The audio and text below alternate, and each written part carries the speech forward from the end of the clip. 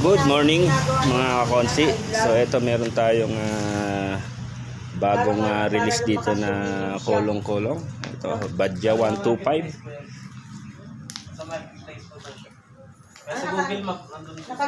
Ayan na po yung bagong order.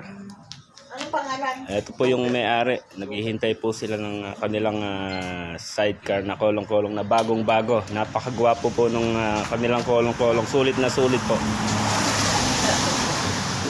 Ayan, dito lang po yan sa Jopper Shop sa Samon, Purok 5. Along the highway lang po. Boundary po ng Pamaldan. Ayan, kung mapapansin nyo po, ayan, napakaganda. Oh. Nasa marketplace na pala kayo, no?